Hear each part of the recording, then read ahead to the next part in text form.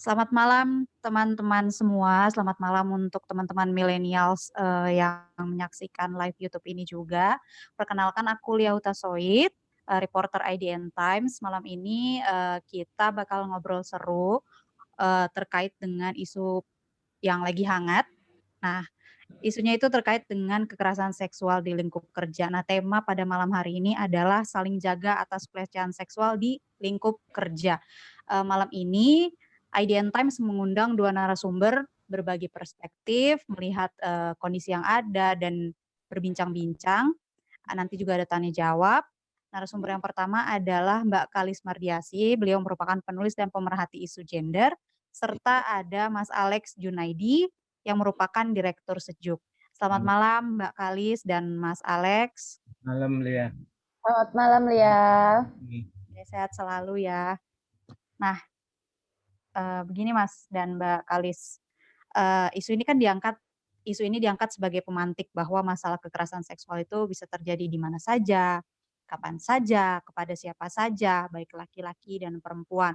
Nah, kami yang merupakan juga pekerja butuh perspektif, ingin mengetahui bagaimana seluk-beluk tentang kekerasan seksual di lingkup kerja. Makanya membutuhkan sekali perspektif dari Mas Alex dan Mbak Kalis, agar teman-teman juga, lebih teredukasi, lebih mengerti dan paham mengenai masalah kekerasan seksual ini. Nah, mungkin formatnya lebih enak nanti akan pemaparan dulu aja dari masing-masing Mbak Kalis dan Mas Alex kali ya.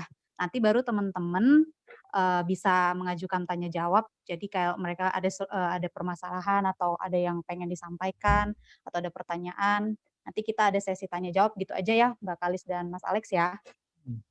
Oke. Oke. Nah, ini saya berikan waktu kepada 2 narasumber, mungkin 10 menit sampai 15 menit cukup kali ya? Silakan yang mau duluan siapa, Mbak Kalis atau Mas Alex? Baiknya gimana? Aku akan bicara soal RUU PKS sih, banyaknya. Gimana baiknya berarti? Betul. Silakan dengan Mbak Kalis dulu deh. Ya. Oke, sudah Ya. diputuskan. Oke. Siap. Oke, waktu dan tempat untuk Mbak Kalis. Silakan, saya mute ya kalau saya. Oke, baik. Makasih, Lia dan juga IDN Times. Nanti aku akan ini sebetulnya kalau bahas RUU PKS ini akan menjadi sangat panjang gitu ya. Saya khawatir 10 sampai 15 menit tidak cukup gitu, tapi semoga bisa cepat aja dan nanti bisa dihubungkan dengan situasi kasus yang menjadi sorotan kita malam hari ini, yaitu kasus yang terjadi di KPI gitu. Nanti jadi aku mau mengingatkan kembali, bolehkah aku diberikan akses untuk screen sharing?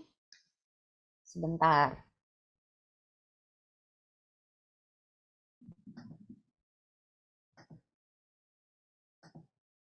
Belum bisa, bentar.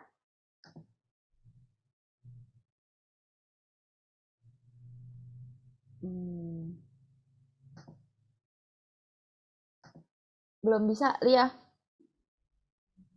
Iya, ini yang bisa screen sharing dari yang mana ya? Dari Mbak Puput atau dari Korey? Tolong Mbak Uni kayaknya dibantu, bisa deh bikin aku soalnya co-host. saya tidak ada akses.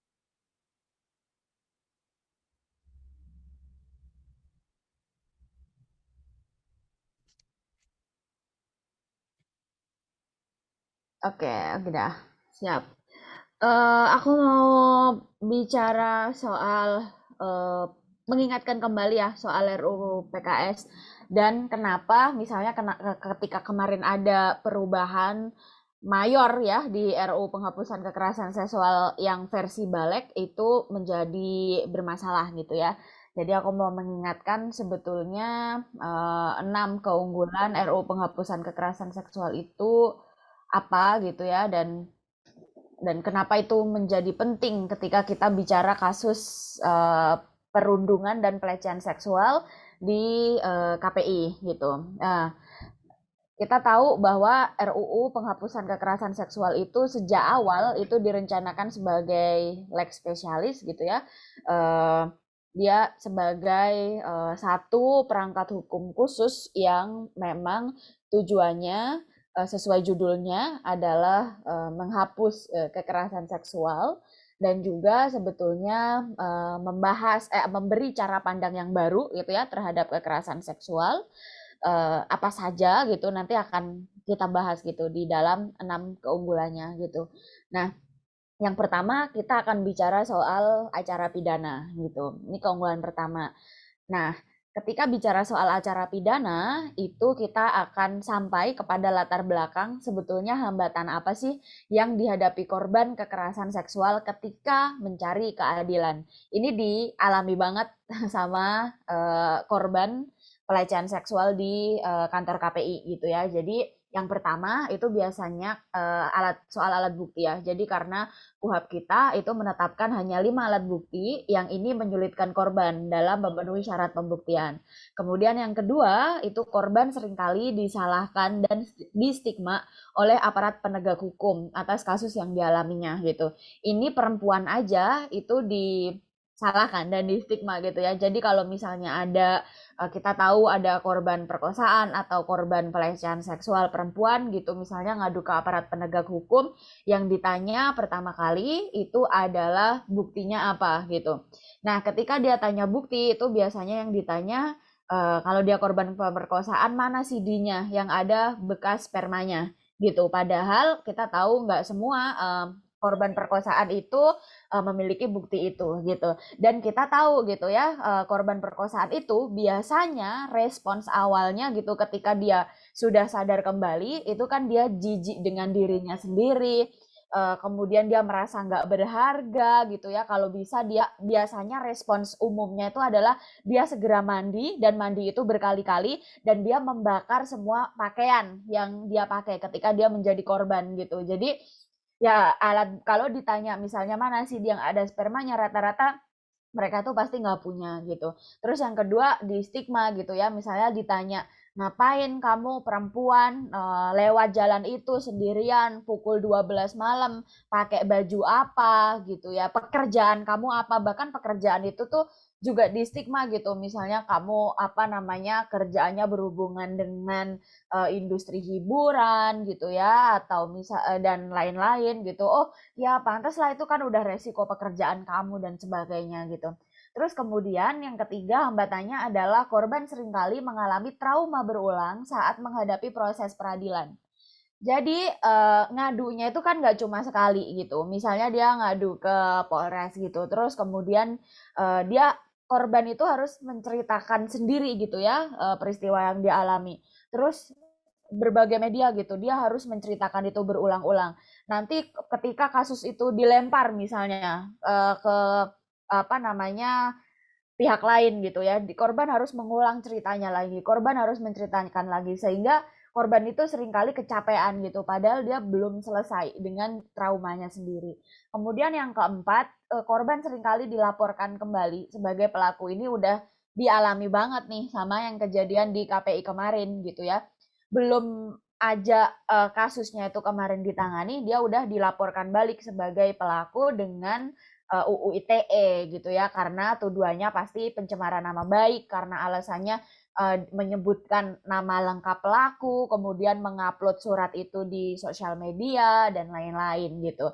Dan ini juga terjadi berulang kali sejak zamannya Bu Baik Nuril gitu ya, ketika waktu itu pelakunya justru naik jabatan jadi kepala dinas, kemudian melaporkan Bu Baik Nuril sama dengan tuduhan pencemaran nama baik karena rekaman teleponnya itu disebarkan gitu ya oleh temannya Ibu Baik Nuril gitu pada saat itu. Nah, kejadian itu tuh nggak sekali dua kali gitu ya, tapi selalu seperti ini gitu.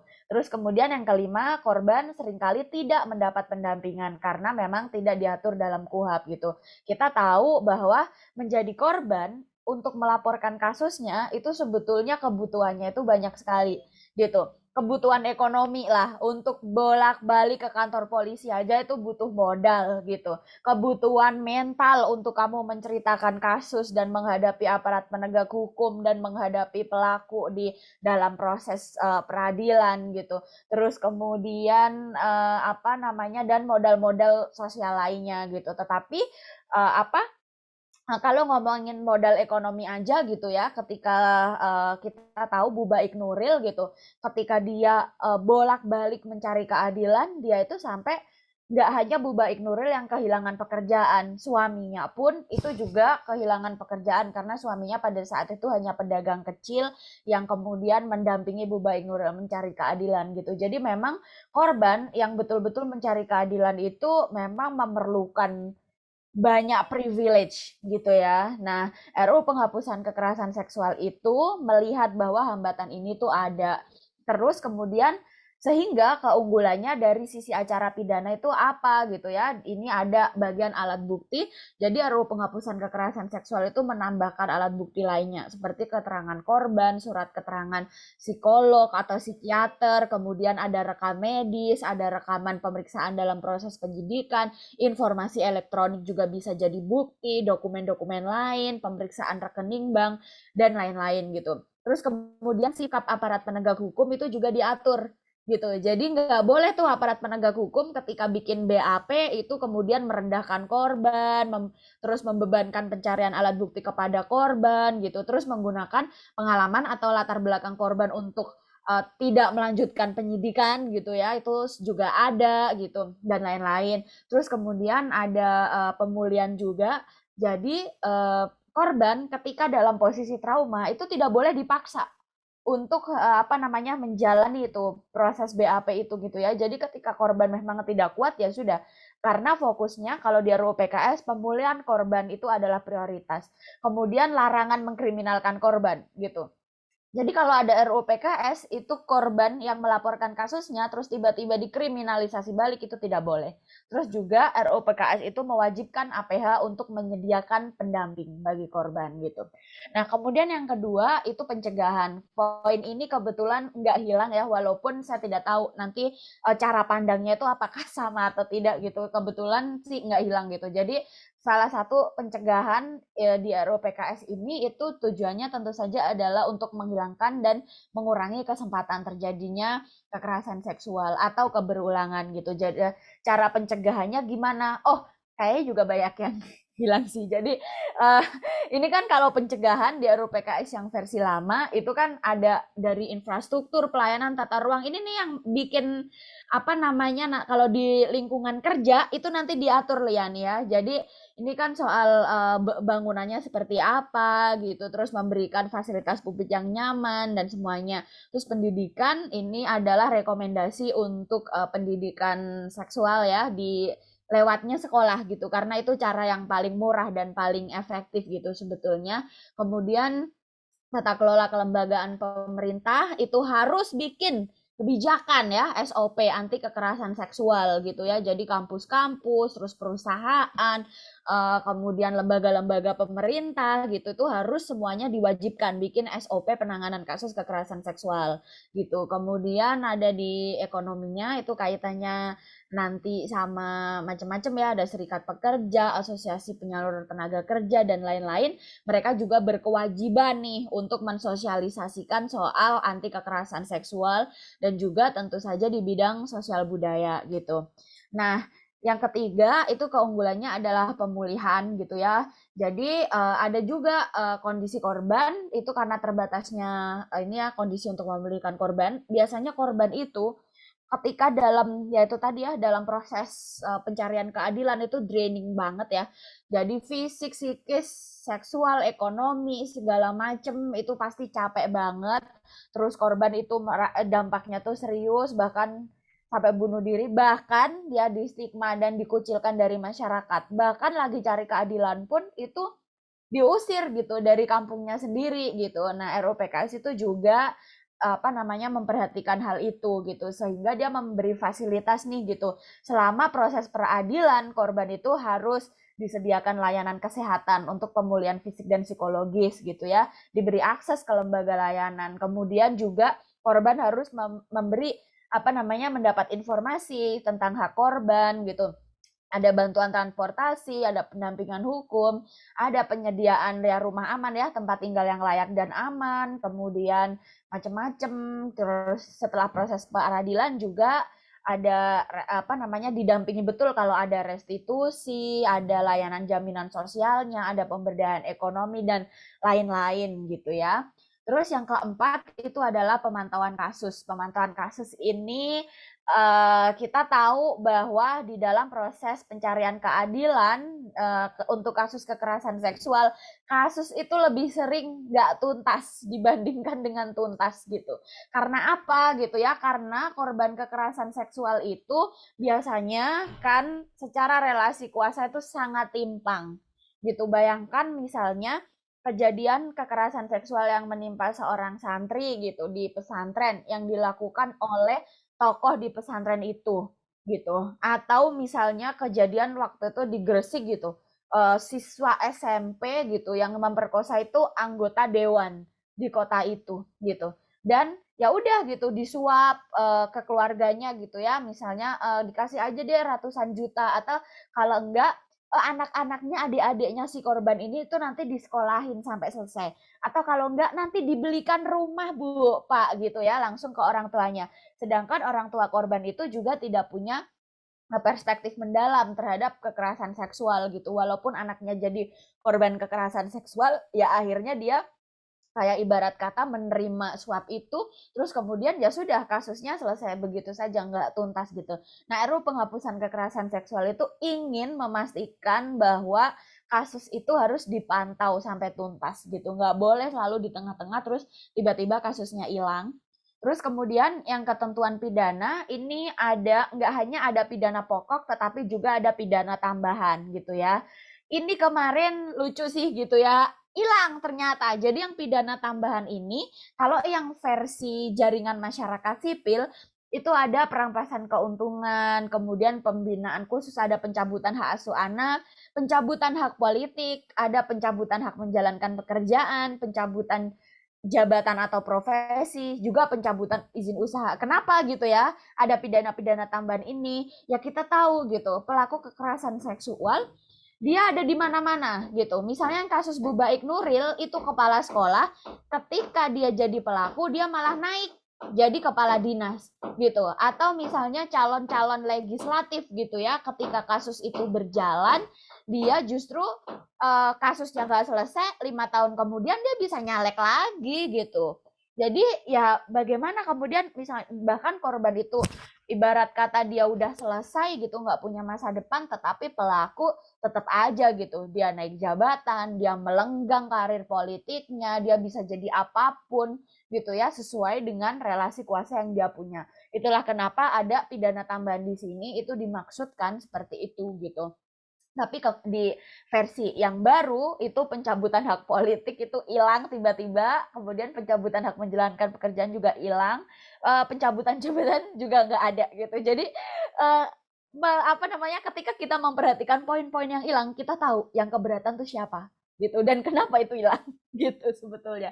Nah, kemudian untuk 9 jenis kekerasan seksual ini kemarin juga habis gitu ya, tinggal 4 jenis saja, dan istilah perkosaan pun bahkan menjadi hanya sebatas pemaksaan aktivitas seksual. Padahal ada ketika aktivitas seksual itu didefinisikan sebagai masuknya alat kelamin laki-laki ke alat kelamin perempuan, itu udah beda lagi karena bentuk-bentuk pemerkosaan itu banyak sekali. Nggak selalu alat kelamin itu selalu mengalami penetrasi, misalnya kayak gitu.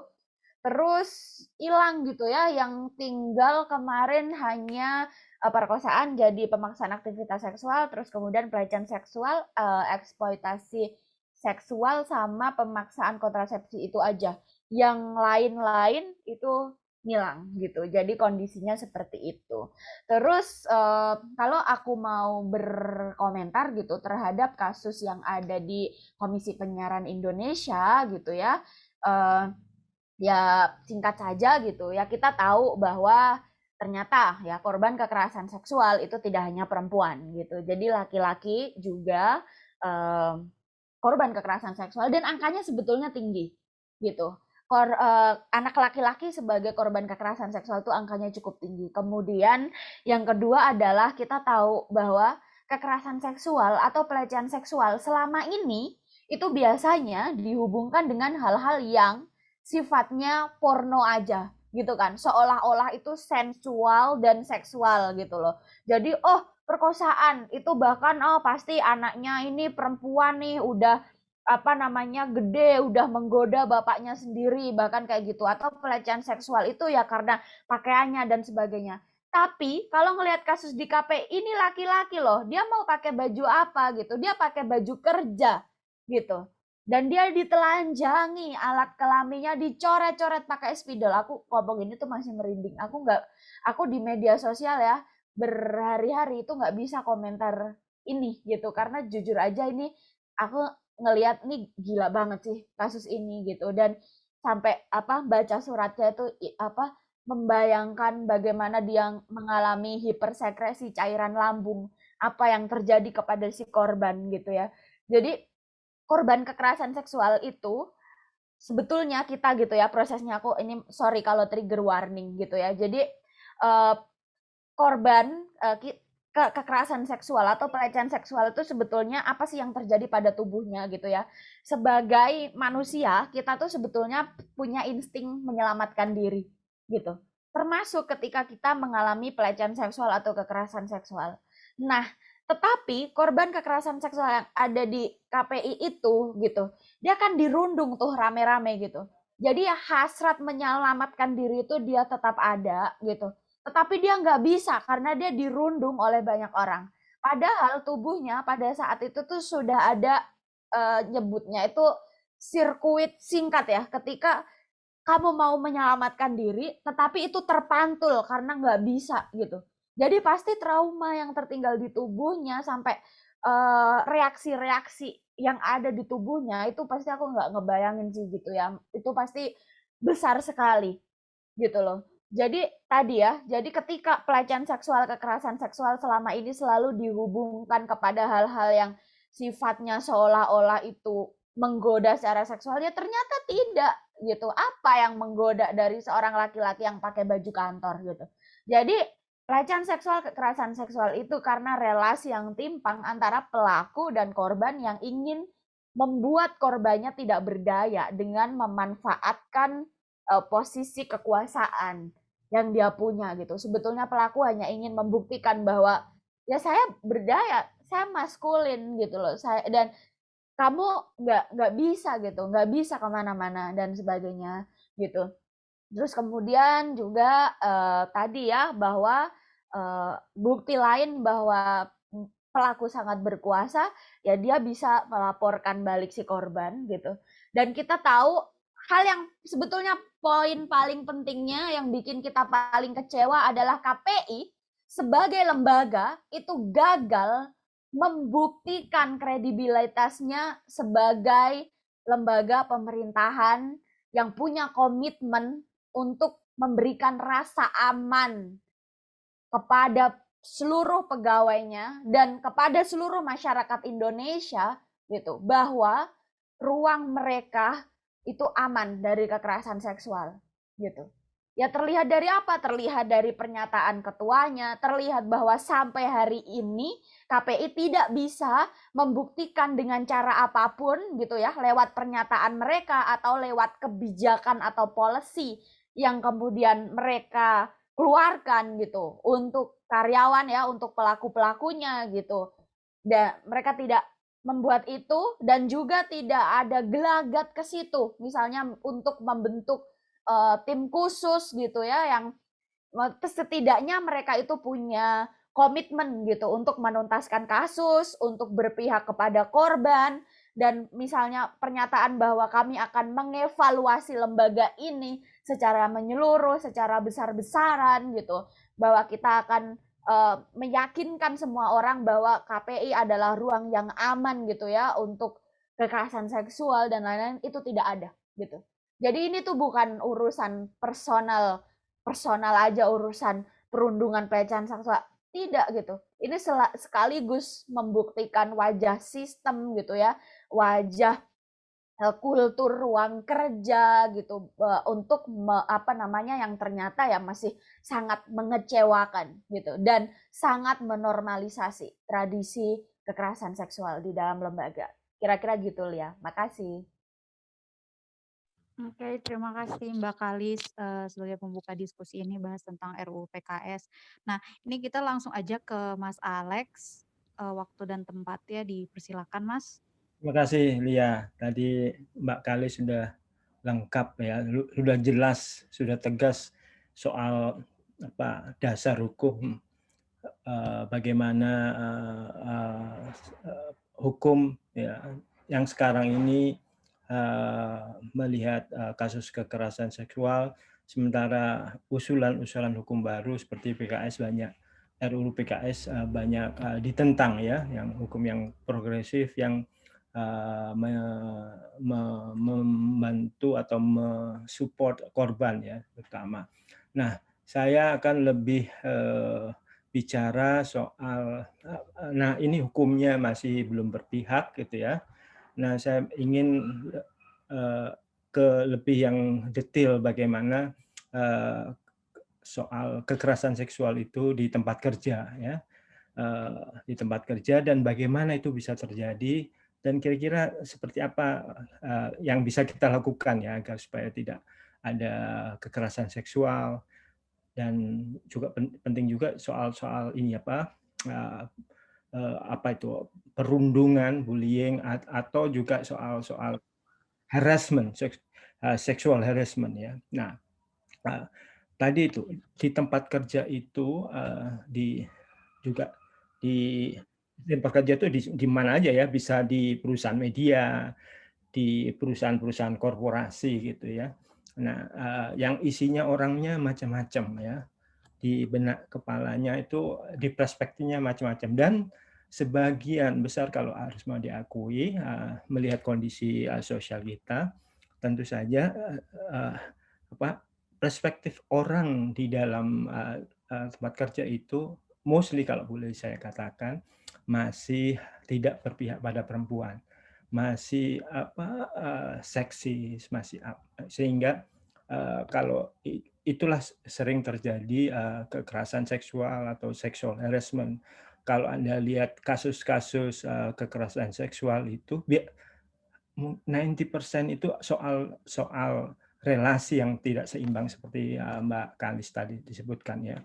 Atasan pada bawahan, redaktur kalau mau ya pada reporternya gitu. Selalu ada kalau di media gitu ya, atau di NGO misalnya gitu ya, nah, selalu ada relasi-relasi yang tidak seimbang ya. Itu. Nah, kalau beberapa kasus gitu. Nah, itu yang sudah terjadi kekerasan seksual. Bagaimana kita menyikapi seperti itu ya, minimal mengurangi, mendeteksi jangan sampai ini ada. Biasanya itu dimulai dari ini, dari jokes-jokes yang seksis. Kalau kita rapat-rapat, gitu ya, ada itu bapak-bapak dalam joke-joke bapak-bapak gitu ya, yang mengeluarkan itu joke-joke yang seksis, yang merendahkan perempuan. Terus orang ketawa, gitu ya. Banyak ketawa tuh, yang laki-laki ketawa kencang, yang perempuan ada sih yang sebenarnya ini ikut-ikutan ketawa karena takut gitu ya. Nah itu bisa dimulai dari situ. Itu ada suasana di lingkungan kerja yang merendahkan perempuan. Awalnya dari situ. Itu. Terus nanti itu bergulir tuh. Kalau itu tidak, terus kemudian bisa itu kalau itu dibiarkan ya itu bisa terus berlanjut sampai ke lebih yang serius ya, pelanggaran yang sampai pada tidak hanya verbal harassment tapi bisa physical harassment, bisa sexual harassment. Nah, kalau berdasarkan pengalaman di beberapa ini ya, dari teman, dari pengalaman saya, dari pengalaman banyak orang cerita ya ke saya gitu, saya melihat juga penting gitu ya, penting teman-teman itu ya di newsroom, di tempat kerja ya, rapat-rapat di tempat kerja itu, kalau newsroomnya kayak di IDN, bosnya Mbak Uni itu aman lah ya. Ada yang ini bisa langsung ditegur ya. Kalau bosnya laki-laki ya, tidak punya perspektif gitu ya, agak kurang ini ya, masih ya dia publicly mungkin respecting moment gitu ya, tapi ketika ada obrolan-obrolan gitu ya, terus cuk-cuknya seksis, merendahkan itu. Nah, dalam suasana itu penting teman-teman perempuan itu ini menunjukkan ini nggak benar gitu, menunjukkan nggak ketidaksukaan.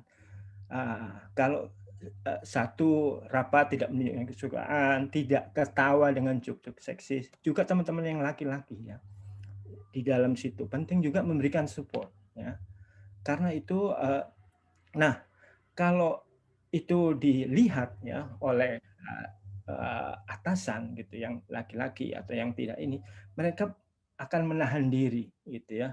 Ini ada orang yang kencang nih mau punya sikap yang tegas gitu, baik laki-laki maupun perempuan. Paling tidak itu karena membuang merubah perspektif itu lama ya. Orang-orang tua ini dalam tanda petik ya, itu kan dididik sejak awal gitu ya, mulai dari lingkungan, sekolah ya, yang apa ya, yang tidak punya apa ya, kurang ya dalam soal gender equality gitu ya. Sejak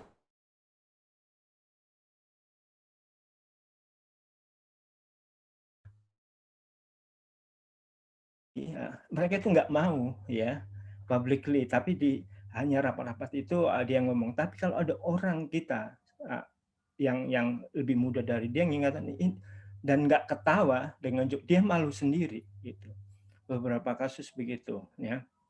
Nah, itu kalau belum ada SOP, bagus banget kalau memang HRD itu secara jelas ada SOP. Bla bla tidak boleh ini segala macam gitu ya. Misalnya aturan-aturan yang tidak fair terhadap perempuan, misalnya soal cuti melahirkan. Kalau HRD misalnya ada perempuan yang melahirkan tidak ada suaminya misalnya, HRD tidak mau memberi itu mesti teman-teman harus lawan. Tidak ada klausul bahwa reimbursement resep itu melahirkan itu harus menyertakan bahwa perempuan itu ada suaminya atau tidak. Itu di kasus itu ramai itu laki perempuan mendukung si teman ini ya misalnya gitu. Akhirnya dirubah, akhirnya ya diberikan, memang nggak ada aturan itu. Nah dari situ mulai itu orang mulai sadar, mulai ini. Saya nggak tahu saya kira saya beberapa kasus saya lihat itu ya. Akhirnya karena dapat support dari laki, dari perempuan, tentu perlu ya, dari perempuan dan laki itu di kantor itu membangun aliansi gitu ya. Jadi sekali lagi dimulai dari joke-joke seksis itu jangan dibiarkan gitu. Kalau enggak dia terus tuh bergulir. Kok dibiarkan kita melecehkan gitu ya. Dibiarkan ada yang ketawa gitu, gitu ya. Mulai dari situ. Nah, dari situ mulai tuh ya, kalau itu dibiarkan, beberapa kekerasan semua itu sudah teori ya. Selalu ada relasi yang tidak seimbang ya. Soal bos, ada soal relasi yang tidak seimbang. Itu kayaknya udah jadi, bukan kayaknya udah jadi teori gitu, bahwa ada juga terjadi di tempat kerja ya. Nah, saya sih sudah menduga sih di KPI itu kan memang itu ya, dilecehkan oleh temannya, ada soal relasi yang tidak seimbang. Nah, kemudian itu berdampak pada tadi itu kemudian media mulai ini. Kalau tadi Mbak di awal Mbak Uni nyebut kasus misalnya Saiful Jamil ya, itu tadi ada kemudian ini tidak ada keberpihakan pada korban yang di media itu. Misalnya kutipan saya memaafkan korban, loh kok memaafkan korban, nggak minta maaf gitu, yang memenjarakan saya, dia melakukan suatu kejahatan misalnya kayak gitu ya, itu mengglorifikasi menormalkan suatu seakan-akan pedofil, kekerasan ya, itu soal biasa itu, dan orang bisa menjadi terkenal kembali, memperoleh keuntungan kalau itu bisa dilakukan oleh dia, itu orang-orang lain akan meniru ya. Selebriti lain bisa akan meniru semacam itu ya. Nah, itu. Kemudian dan kalau Anda ya sudah 10. Saya kira saya ingin sudah 10 menit, saya ingin sampaikan beberapa kasus yang dulu itu kasusnya biasanya perempuan lebih dirugikan dalam kasus-kasus itu ya. Misalnya kalau dulu ada misalnya kasus selebriti yang tertangkap video sex tape itu, Anda lihat yang perempuan selebriti habis bisnisnya, hancur dia tidak. Sementara yang laki itu, saya tidak setuju itu kalau video tape itu ya dalam kasus itu, it's not a criminal act. Itu soal ini ya, soal apa private ya, tapi dia di penjara. Tapi lihat perempuannya jatuh, yang lakinya keluar langsung tetap dipuja, tidak ada kata-kata yang jelek, oh dia ganteng, gagah, tapi yang perempuan habis. Kayak gitu. Nah, semacam itu, ada soal-soal itu tadi. Saya ingin lebih banyak diskusi dengan teman-teman itu. Jadi soal perspektif dan jangan membiarkan hal-hal yang kecil, yang pelecehan di tempat kerja. Saya kira itu lihat. Terima kasih. Tadi Mas Alex sudah jelaskan di suatu perusahaan kepalanya banyak, perspektifnya banyak berbeda ya Mas. Nah makanya itu jangan normalisasikan merendahkan baik itu laki-laki atau perempuan. Cara powernya biar merendahkan itu tidak jadi pelecehan, kemudian tidak jadi kekerasan seksual adalah dengan sama-sama menunjukkan sikap tidak mendukung gitu ya Mas Alex ya. Oke. Nah ini mungkin teman-teman ada yang mau nanya atau mau cerita juga, mungkin ada pengalaman baik di mana kita nggak tahu juga mungkin di kantor atau di luar. Tapi kalau saya pribadi mengalami itu cenderung di lapangan gitu. Catcalling sebenarnya. Kadang kalau kita berpikir orang terkesan memuji gitu Mas Alex, Mbak Kalis. Kayak, ih cantik banget gitu. Tapi kita merasa itu tidak sebagai pujian gitu ya, tapi sebagai bentuk apa ya, kok kesannya kayak mau menggoda ya. Jadi tuh perasaan ada takut ya, karena biasanya kalau di lapangan tuh biasanya senior-senior tuh badan-badannya gede, abang-abang dewasa banget gitu ya. Nah itu kalau pengalaman saya sih, mungkin nanti teman-teman juga mau berbagi pengalaman. Tapi kalau dari saya sendiri sih mau bertanya juga ya. Ini mungkin bukan saya yang mengalami, tetapi mungkin ada teman yang mengalami pelecehan seksual atau kekerasan seksual. Pendekatannya seperti apa sih biar mereka mau speak up gitu? Karena kan tidak semua mereka berani speak up. Mungkin kita bisa menjadi membantu mereka gitu untuk terbuka dengan apa yang mereka rasakan gitu. Mungkin dari Mas Alex atau Mbak Kalis mungkin bisa berbagi perspektif bagaimana sih cara mendekati ya, cara pendekatan yang tepat lah yang baik untuk korban-korban pelecehan seksual yang kita udah lihat ciri-cirinya nih kayaknya dia ada masalah nih sepertinya di kantor atau di lingkungan pertemanan kita gitu. Mas Alex atau Mbak Kali silakan. Baik, gini, kabar yang tidak terlalu menyenangkannya adalah lembaga yang tidak punya perspektif gitu dalam berpihak kepada korban kekerasan seksual itu bukan hanya aparat penegak hukum misalnya atau bentuknya lembaga gitu, tetapi masyarakat kita pada umumnya itu memang belum punya perspektif, katakanlah kayak gitu. Jadi ketika korban kekerasan seksual, kita bayanginlah teman-teman kita yang biasa nih, yang belum tercerahkan untuk isu ini kebetulan kan teman-teman kerja di media ya, sehingga terpapar dengan isu ini. Tapi bayangkan teman-teman yang memang tidak ada urusan gitu dengan isu ini gitu ya. Jadi ya ketika misalnya mereka sebagai teman, terus kemudian kamu bercerita gitu bahwa kamu adalah korban, pasti respons mereka itu yang pertama adalah menyaksikan cerita kamu yang pertama gitu. Misalnya ya bos nih di tempat kerja gitu, atau misalnya dosen kepada mahasiswa gitu. Karena biasanya pelaku kekerasan seksual itu ya namanya di tempat kerja kan orang-orang terhormat semua gitu ya. Apalagi orang-orang yang punya jabatan gitu, dia terlihat sangat terhormat, terlihat sangat sopan di depan semua orang, tapi ternyata ya untuk perilakunya yang melakukan pelecehan seksual dan kekerasan seksual itu kan soal lain gitu. Jadi orang biasa, teman kita yang biasa pasti masa sih, pertama respon dia gitu. Nggak mungkin deh kayaknya. Pak itu kan sopan banget gitu ya. Dia rajin kok sholatnya gitu. Orang di depan orang aja dia kayaknya malu-malu banget gitu. Misalnya. Atau yang terjadi di kampus gitu, kebetulan aku juga menemani gitu asosiasi dosen perempuan yang lagi mendorong SOP di fakultasnya ya, di sebuah kampus di Jawa Barat. Pelakunya itu adalah seorang profesor gitu ya. Jadi yang pertama-tama diungkapkan adalah apa? Jurusan kita itu profesornya cuma 2 orang loh. Gitu, dan bikin profesor itu lama gitu.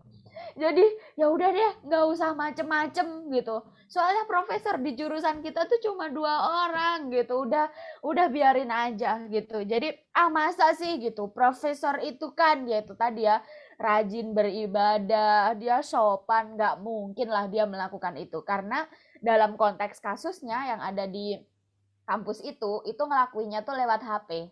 Jadi kerjaannya itu iseng gitu loh, nge-WhatsApp dosen-dosen perempuan, Bu lagi pakai baju apa Bu gitu, bajunya warna apa Bu gitu ya, cakep banget dong pasti dan sebagainya gitu. Jadi ada ucapan-ucapan yang ternyata itu chat-chat itu ketika dicocokin, wah aku juga dapet chat-chat yang kayak gitu di luar konteks kerjaan gitu.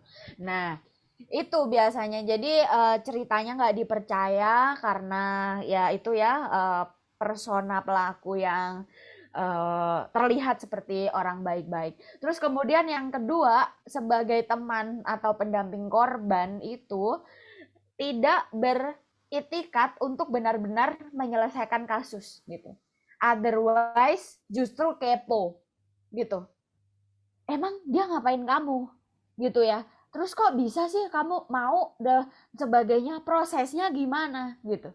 Jadi pertanyaan-pertanyaan yang tujuannya itu bukan membantu korban pulih atau mencari keadilan, tetapi justru kepo-kepo doang gitu. Padahal kalau misalnya kita menjadi pendamping korban itu sebetulnya ada hal-hal yang harus kita penuhi gitu ya. Jadi yang pertama kita tuh sebetulnya harus memastikan korban baik-baik saja. Itu yang pertama adalah secara fisik gitu. Jadi kita harus bertanya, kamu ada kerusakan fisik nggak? Kamu ada tubuh kamu sakit atau apa yang aku harus bantu kamu pergi ke layanan kesehatan nggak gitu. Itu harus dipastikan. Jadi memastikan korban aman secara fisik. Kemudian yang kedua adalah memastikan korban aman secara psikis gitu. Misalnya kamu baik-baik aja nggak untuk bercerita seperti ini gitu. Kondisi kamu sekarang gimana? Kamu bisa tinggal sendiri di kosanmu atau kamu perlu teman gitu. Kamu sedang ketakutan atau kamu masih ngerasa nggak aman dan sebagainya, atau kamu perlu nggak dianterin aku ke layanan konseling psikologis gitu ya yang berpihak kepada korban gitu. Itu yang kedua gitu, memastikan dia aman secara psikis. Kemudian setelah itu kita harus bertanya gitu ya kepada korban, dia maunya apa gitu. Jadi keputusan itu ada di korban gitu. Jadi kita juga nggak boleh sebetulnya memaksa korban buat speak up, itu juga tidak boleh Lia. Jadi dia harus speak up itu ketika ya dia benar-benar mau speak up gitu. Kalau dia memang nggak siap gitu, karena korban itu kondisinya memang beda-beda gitu ya. Kita yang nggak punya kemampuan gitu untuk konseling korban ya, baik secara medis ataupun secara psikis itu kita nggak bisa jadi sok hero juga, nggak bisa mendiagnosa kondisi korban tuh, kita nggak boleh gitu. Kalau kita memang nggak mampu, ada temenmu yang cerita ke kamu gitu ya, kamu merasa nggak mampu mendengar cerita aja kamu nggak kuat gitu ya, kamu nanti juga jangan-jangan kamu itu orang yang butuh bantuan juga gitu. Jadi nggak usah memaksakan diri sebagai sok hero yang ayo aku dampingin kamu untuk melaporkan kasus, itu nggak boleh. Jadi keinginan untuk melaporkan kasus itu juga harus dari korban sendiri, karena yang akan menanggung gitu ya selama proses pencarian peradilan di hukum itu kan juga korban sendiri gitu. Jangan sampai gara-gara kamu gegabah itu justru korban yang kemudian menanggung kesusahannya gitu. Karena ini banyak banget nih terjadi budaya spill the tea di Twitter gitu ya. Dan yang nge-spill kasus itu bukan korbannya sendiri, tapi temannya korban, yang ujung-ujungnya korban itu yang kesusahan gitu. Karena ketika kasus itu terus terekspos gitu, terus korban akhirnya ditanya banyak orang atau bahkan ya dilaporin balik oleh pelaku gitu. Jadi padahal itu yang spill-spill itu bukan korban, tapi malah temennya yang sosokan mau jadi pahlawan, tetapi nggak menghitung faktor resiko yang diterima korbannya gitu.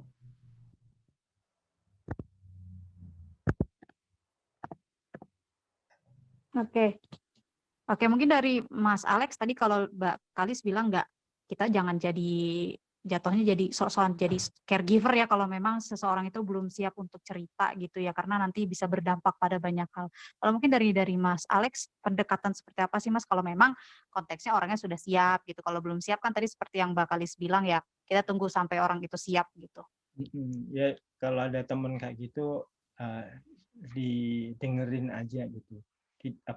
Didengerin apa itu kalau dia mau kalau mau ada pendampingan yang lebih expert gitu, kita punya teman itu ada hotline misalnya Yayasan Pulih gitu, mereka punya itu teman-teman yang ahli ya. Kalau kita nggak ahli ya kita dengerin mereka curhat apa gitu ya, karena korban itu bukan persoalannya bukan soal hukum lagi, karena memang berat untuk sampai ke situ tuh berat itu pemulihan traumanya gitu ya. Teman-teman misalnya Yayasan Pulih itu dia punya pengalaman ya menangani lama sekali. Nah, itu bisa kita rekomendasikan kalau mereka siap gitu ya. Nah, tadi di chat itu tadi Fani dan Mbak Uni tadi ya, sekalian kalau boleh menanggapin soal-soal tadi dan market itu tadi jenis pelecehan seksual. Tentu aja yang paling keras ya, kekerasan seksual ya, pemerkosaan dan sebagainya. Ada yang kemudian verbal atau physical harassment ya, colek-colek lah gitu ya, tepuk-tepuk. Itu untuk kita mungkin enggak, tapi kalau Anda lihat di beberapa tempat kerja itu bisa terjadi. Kelihatannya teman gitu ya. Oh, sama teman ini aja gitu ya, tepuk, lari sambil ini bercanda. Tapi itu kalau dibiarkan itu bisa jadi semacam pembiaran itu tadi, kebiasaan yang harus ditunjukkan bahwa kita nggak suka gitu ya. Sampai catcalling itu tadi ya, siul-siulan itu. Siul-siulan. Saya sih agak bukan dalam tanda petik, sekarang orang mulai ini aware gitu soal catcalling. Apa sih orang mencari itu? Bahwa catcalling itu nggak bisa diterima loh gitu. Saya lihat misalnya artis-artis yang punya YouTube itu sudah mulai membahas gitu. Nggak bener loh, jangan catcalling loh, gitu-gitu. Itu saya kira thanks to media gitu ya, mulai menyebarkan gagasan bahwa catcalling juga nggak oke gitu ya. Apalagi yang lebih keras lagi soal colek-colek, soal abuse, joke-joke yang itu. Kadang-kadang kan itu dipermalukan ya, joke-joke bapak-bapak menunjukkan sikap yang nggak suka aja gitu. Nggak usah pas kalau bisa sih verbally kita tolak, tapi kalau nggak mereka akan ini ya. Kalau tadi lihat itu yang catcalling itu mas-mas, abang-abang yang senior-senior kelihatan kan gitu ya. Memang ada relasi yang nggak seimbang gitu ya. Tadi di pertanyaan Margit itu apa karena kedekatan? Iya memang Margit di perkosaan itu kan 90 kalau surveinya itu kan lebih dari 90% dilakukan orang-orang terdekat ya. Gurunya, bapaknya, bapak kandungnya, pacar, mantan pacar, ya, suami, ya, misalnya gitu. Maka kenapa soal perkosaan dalam rumah tangga, marital rape itu kan nggak ada, di drop, ya kan, di PKS yang baru, nggak ada itu, karena di kalangan sebagian besar lah di kepala anggota DPR itu nggak bisa membayangkan bahwa seorang istri itu bisa diperkosa oleh suaminya. Nah, gitu, marital rape. Tapi dengan teman-teman mungkin sudah mulai aware, oh ada loh soal marital rape. Ada loh, ada surveinya. Komnas Perempuan itu bikin survei juga soal dating rape, perkosaan yang dilakukan oleh pacar. Kalau di Amerika, di kampus-kampus Amerika itu ada tuh, ada datanya itu, dating rape itu yang pemerkosaan oleh pacar. Ada datanya itu kalau suka baca itu. Nah, soal-soal begitu itu kalau teman-teman media mulai digaungkan itu orang lama-lama paham. Orang yang nggak paham itu paling nggak menahan diri dan bicaranya itu di seputar mereka aja gitu, circle-nya gitu, joke-joke-nya gitu. Kalau sampai dia tahu nih, Lia ini nggak suka nih joke-joke yang macam gini, dia akan menahan diri gitu. Karena tahu dia nggak akan suka gitu, joke-joke yang semacam ini. Itu. Terus tadi si Fani bilang Bukoviva itu mengusulkan kalau ditolak PKS di sana, dia akan bikin perda. Bagus sih kalau mau ya. Kalau nggak ada penentangan, soalnya kan soal perspektif itu kan sebagian kalangan agamawan kan menolak ya. Itu karena soal-soal agama itu yang tadi itu pemerkosaan terhadap istri gitu ya, pemaksaan, jadi pemaksaan atau apa gitu ya. Nah, apakah dia bisa menerangkan kepada konstituennya di Jawa Timur itu si Fani ya gitu, atau ya moga-moga ini tidak hanya sebagai food untuk apa ya, dia ketulusan, karena beberapa dalam soal yang lain itu teman-teman aktivis itu agak kecewa dengan Bukoviva ketika statementnya soal ini ya, soal LGBT yang bisa disembuhkan dengan direndam. Ini gimana sih? Misalnya gitu ya, soal converting LGBT bisa di-convert, disembuhkan segala macam itu soal lain ya. Tapi soal PKS kalau kadang-kadang mungkin dia punya ini argumen sendiri sehingga ini, karena di tempat lain misalnya di kasus yang di topik yang lain misalnya perda itu bisa membantu meskipun di tingkat pusat tidak mendukung. Misalnya kasus soal pendirian rumah ibadah ya, di SKB 3 Menteri itu susah bikin rumah ibadah, itu susah terutama untuk kalangan minoritas ya. Tapi di tingkat kalau ada perda itu bisa bikin itu bisa terjadi itu. Misalnya saya sebut di kasus di Kupang NTT, karena ada perda yang bisa memungkinkan kelompok minoritas itu akhirnya bisa bikin masjid misalnya di Kupang gitu. Meskipun ada peraturan yang di atasnya yang mempersulit. Itu jawaban saya dia.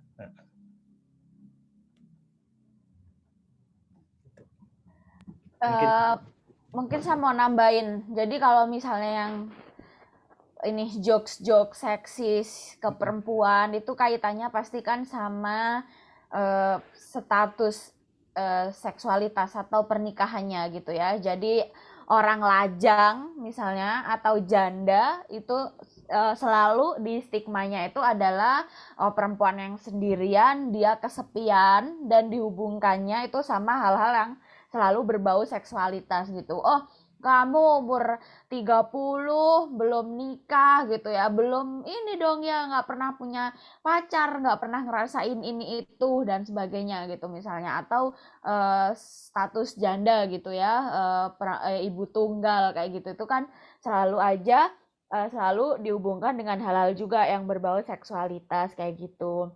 Nah, identifikasinya sebetulnya kalau kita bicara soal konsen atau persetujuan seksual itu kan ada indikatornya itu 5 ya. Kalau disingkat itu FRIES gitu. Yang pertama itu F-nya itu adalah freely given, yang kedua R-nya itu adalah reversible, yang ketiga I-nya adalah informed, yang keempat E-nya adalah entusias, dan yang kelima S-nya itu adalah spesifik gitu. Jadi terlihat banget gitu ya bahwa konsen tuh ya freely given gitu. Kamu nggak bisa sebetulnya memberikan persetujuan ketika kamu dalam kondisi tidak sadar, ketika kamu dalam kondisi dimanipulasi, ketika kamu dalam kondisi ketakutan dalam sebuah relasi kuasa yang timpang gitu. Misalnya ketika ada kejadian nih ya bawahan gitu ya atau mahasiswa gitu dipaksa dosennya untuk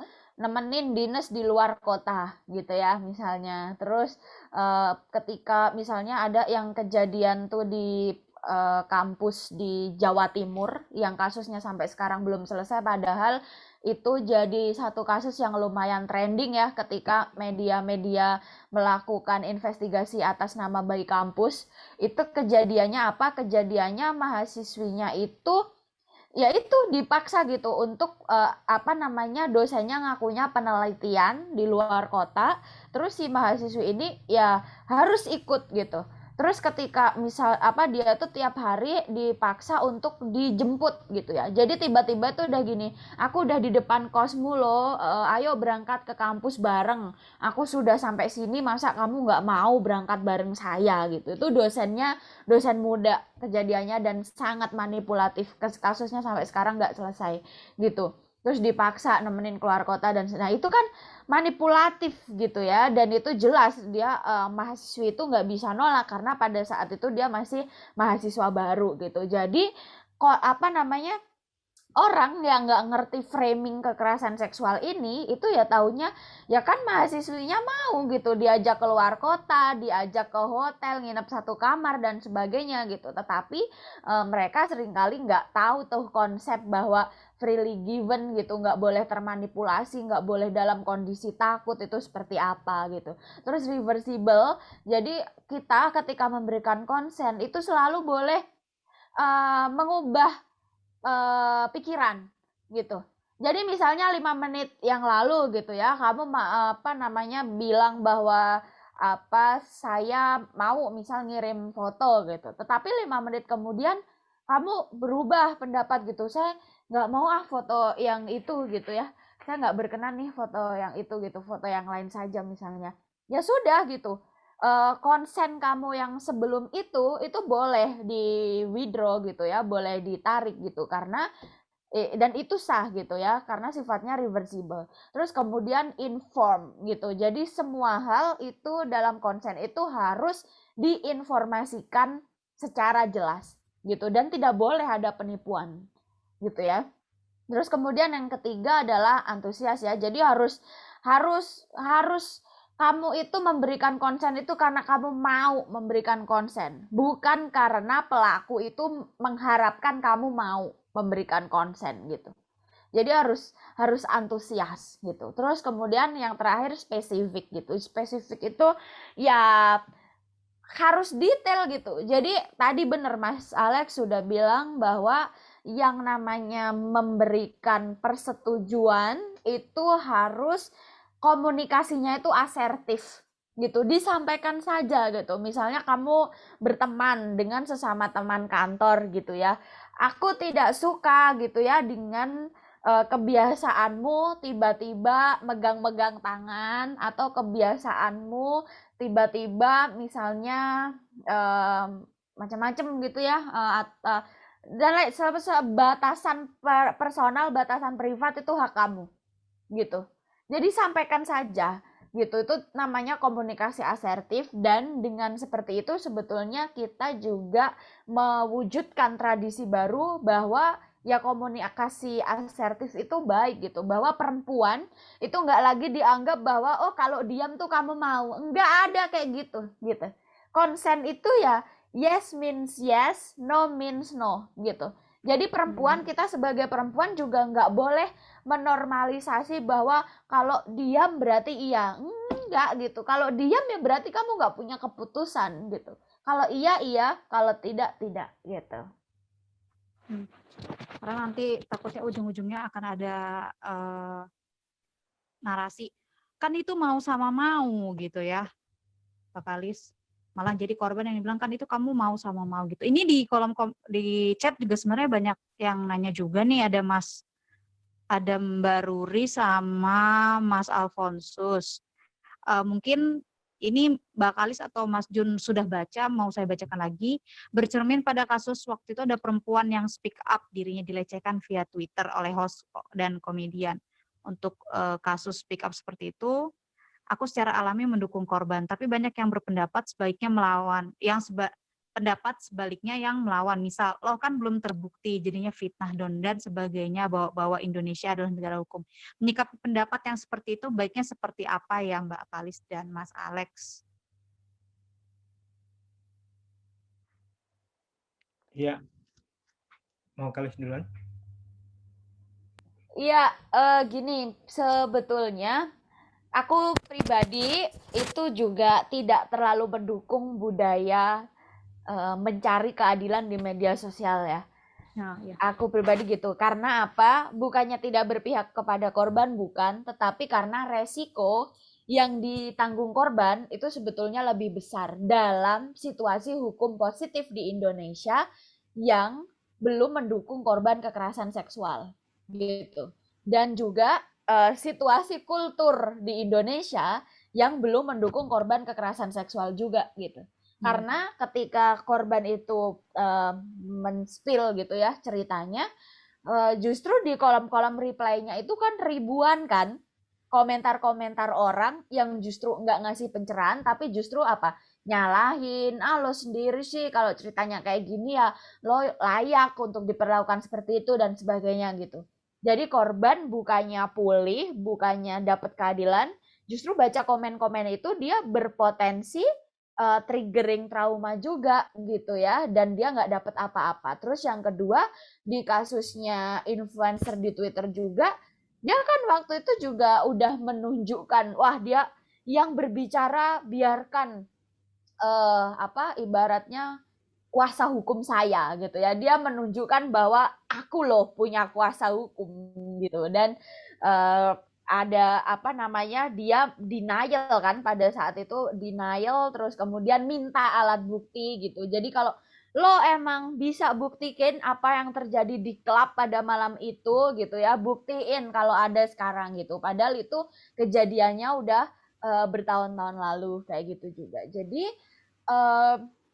gini, kalau misalnya gini, kita tahu bahwa situasi hukum di Indonesia tuh masih susah untuk berpihak kepada korban, tetapi kita punya lembaga layanan yang saat ini kan sudah sangat concern di isu ini gitu ya.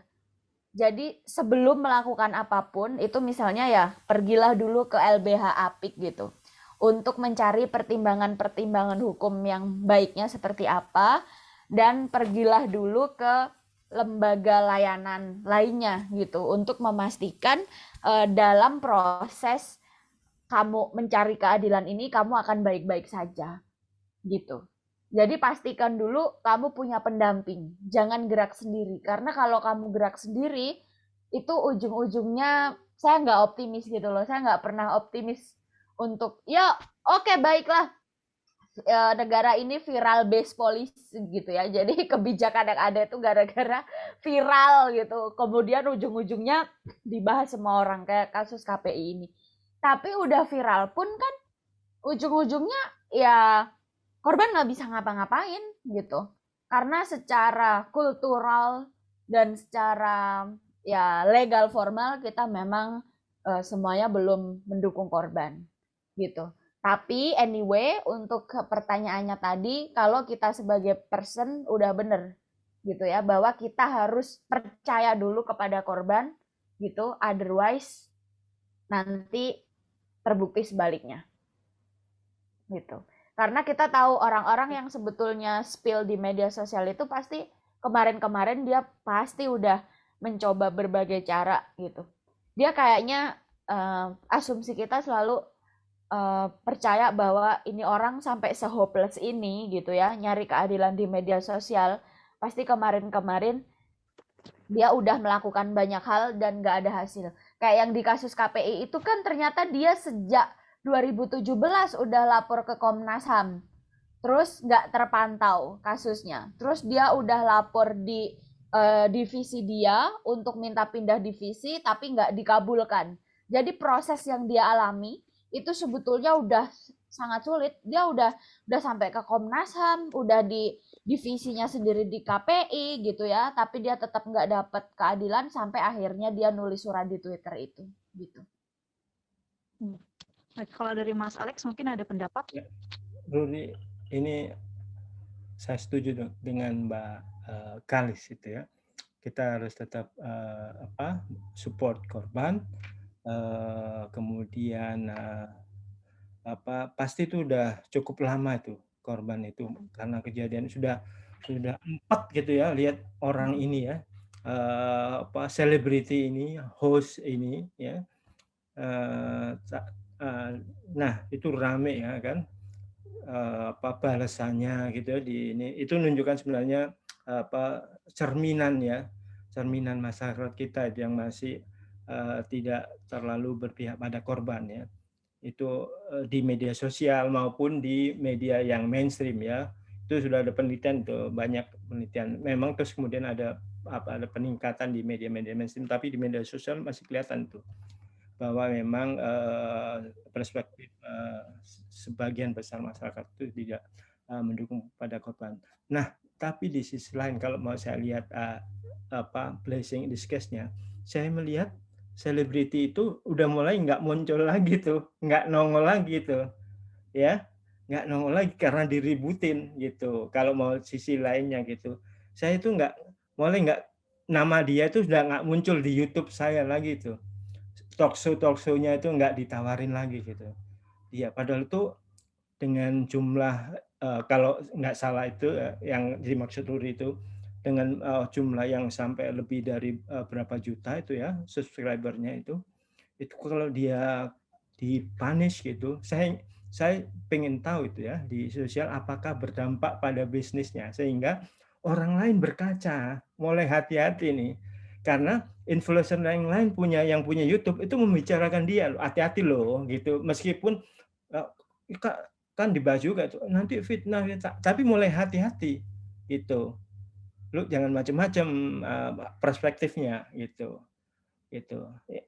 Itu yang mulai kita masih menemukan sih beberapa yang masih mulai memanjat, socially manjat gitu, yang pengen jadi selebritis gitu ya, misalnya komedian tuh pakai joke-joke yang melecehkan disabilitas, difabel, melecehkan, kita mulai itu ada stand up komedian yang baru mulai gitu ya, bukan yang top itu, mulai pakai jokes perempuan, pakai yang merendahkan atau merendahkan difabel gitu ya, itu mulai. Tapi kalau diserang yang kata orang mulai takut nih, gua mau diserang SJW gitu, social justice warrior gitu ya, nggak politically correct, tapi nggak apa-apa, mereka mulai hati-hati gitu, nggak apa-apa, it's not nggak jangan malu-malu gitu loh kalau memang mengutarakan pendapat bahwa ini benar, terus dibilang lu SJW ya gitu misalnya gitu, nggak apa-apa gitu ya,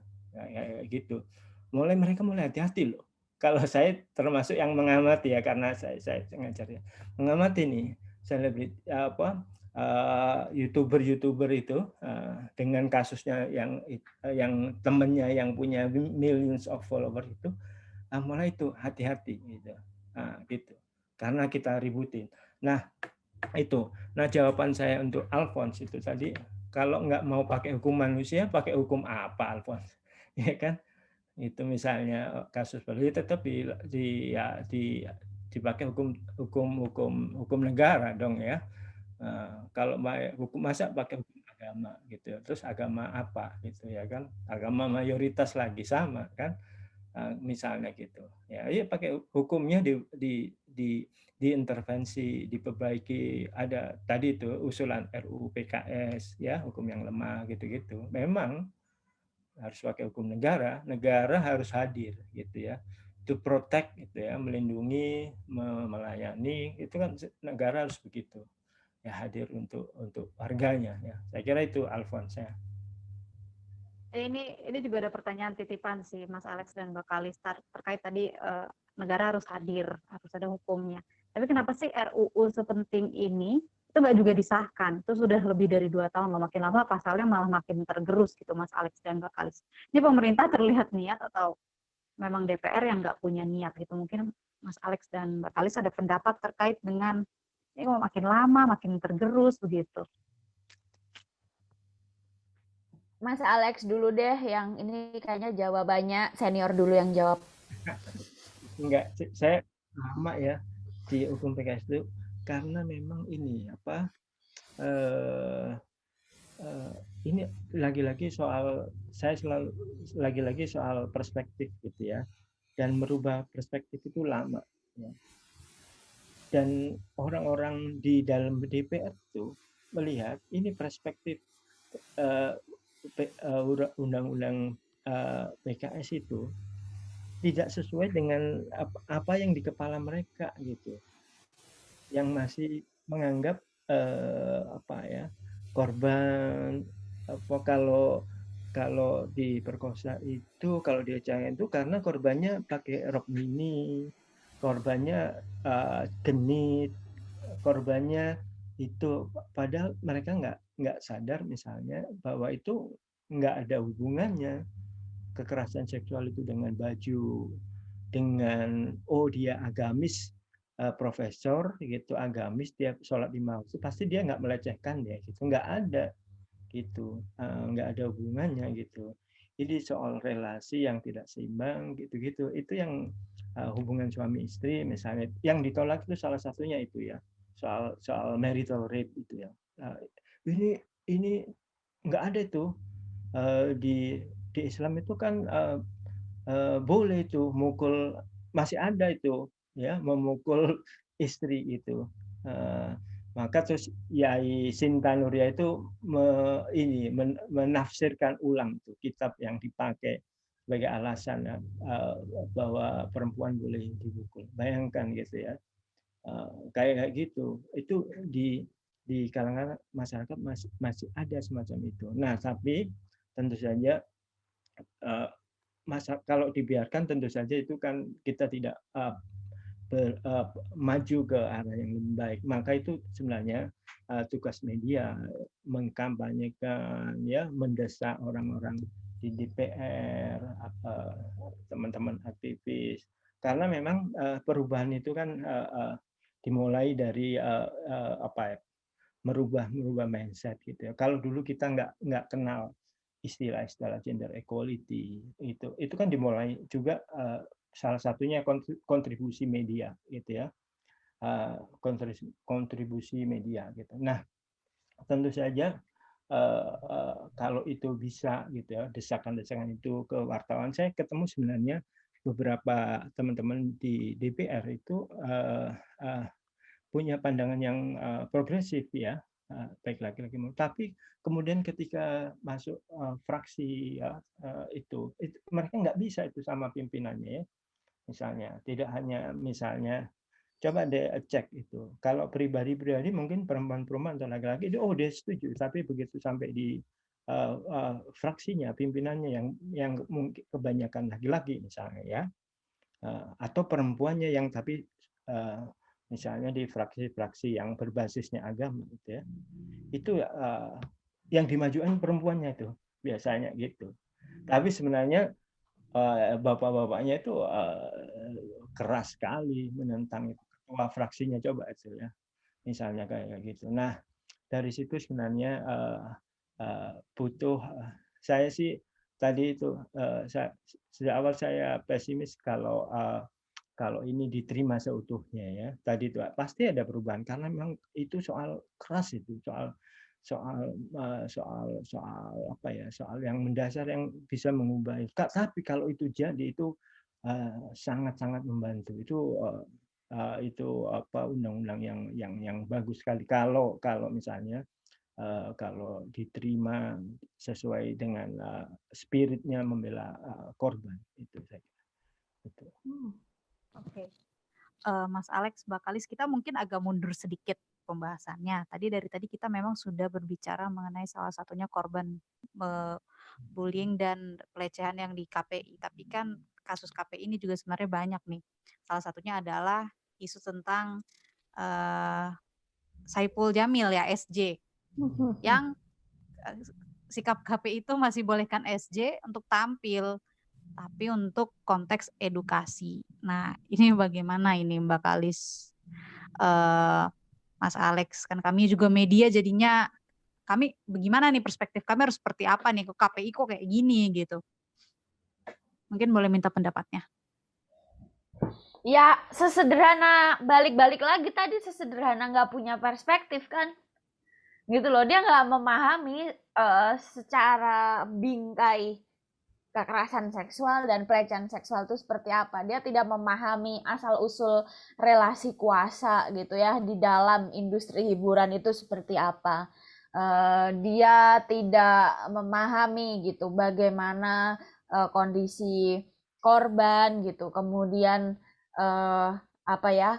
Ya dia kira misalnya framing yang dia pakai kan ya sudah tindak pidana saja dan pelaku sudah menjalani hukuman gitu ya, ya sudah gitu. Tetapi kan yang sayangnya gitu ya, dan kalau menurut kita ya kabar baiknya gitu, masyarakat sekarang itu sudah bergerak di dalam zaman yang lebih baik. Sebetulnya kita tuh ada di zaman yang lebih baik ya ketika kita bicara soal isu pelecehan seksual dan kekerasan seksual, karena anak-anak muda sekarang udah pada tercerahkan gitu ya. Bicara pelecehan seksual itu sekarang anak-anak SMP udah pada ngerti gitu, anak-anak SMA udah pada ngerti gitu loh. Kekerasan seksual itu apa gitu ya. Ketika kamu seperti ini tuh kamu pelecehan ya, kamu merendahkan martabat kemanusiaan dan sebagainya.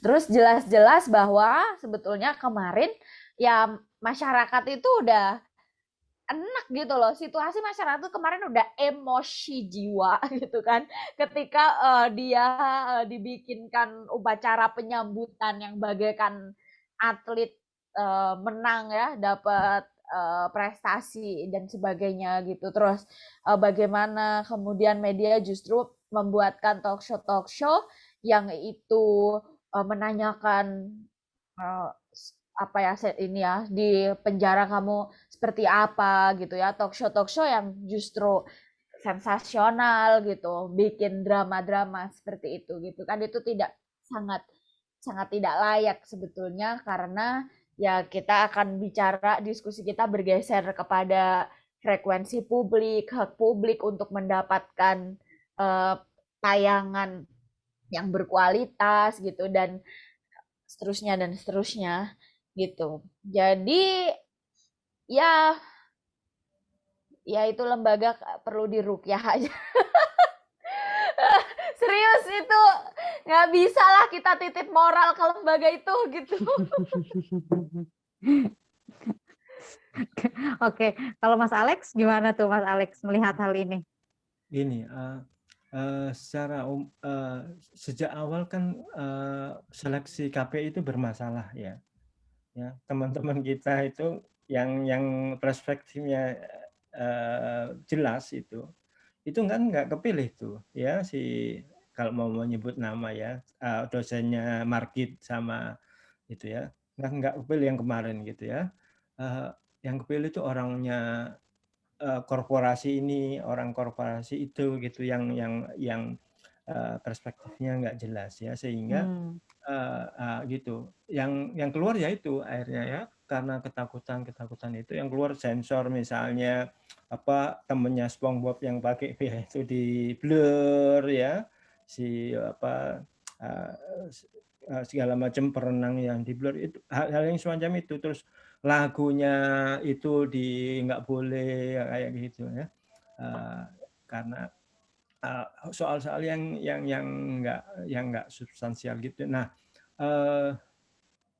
kemudian saya nggak bisa membayangkan itu kalau di Amerika itu Bill Cosby itu keluar terus dilulukan, itu kan enggak ya, ada pendukungnya gitu. Atau Jeffrey Weinstein itu ntar keluar tapi kan dia di penjara puluhan tahun ya, mungkin ya gitu kan nggak mungkin gitu ya. Pelaku belum pernah sih saya lihat itu ya, pelaku pemerkosaan atau pedofil itu keluar terus ada penyambutannya ya. Nah, kalau nggak dari TV, dari media ini ya mungkin nggak tahu di luar negeri ada kasus nggak gitu ya. Kayak sepanjang pengamatan saya nggak ada itu ya, pelaku terus dikasih korban. Nah, ke belakang itu saya sih memang agak aneh ya. Ke belakang ketika kasus sebelum dikeluarkan ya, sekitar setahun 2 tahun lalu gitu. Di media sosial itu ada tuh kelompok yang pengagumnya itu, SJ itu, SJ itu ya di Twitter gitu, timnya Bang SJ, Bang Ipul, gitu-gitu. Saya nggak tahu apakah itu benar-benar pengagumnya dia gitu ya, atau itu sebenarnya joke aja, kayak satir gitu sebenarnya buat, bercanda-bercandaan. Ternyata sampai di situ gitu. Baru kemarin loh ini kok kayak memang di media sosial itu memang ada, dulu-dulu itu saya lihat itu akun-akun yang benar itu, mendukung si ini gitu, timnya yang dari appearance kah, dari perilaku mereka nggak punya misalnya, "Loh ini kasusnya pedofil loh," gitu. Ada orang yang trauma mungkin sampai dewasa gitu, sampai tua gitu ya. Kayak gitu, ada korban yang sampai dewasa yang menderita gitu. Kasus-kasus misalnya kasusnya pedofil yang di Boston Globe itu ya, yang dilakukan oleh Boston Globe itu sampai oleh pelecehan-pelecehan altar boy di Boston sampai di Amerika gitu-gitu ya, di mana korban-korbannya udah tua, baru speak up, baru bisa ngomong gitu-gitu. Nah itu yang sepertinya miss gitu ya, dari perbincangan itu ya.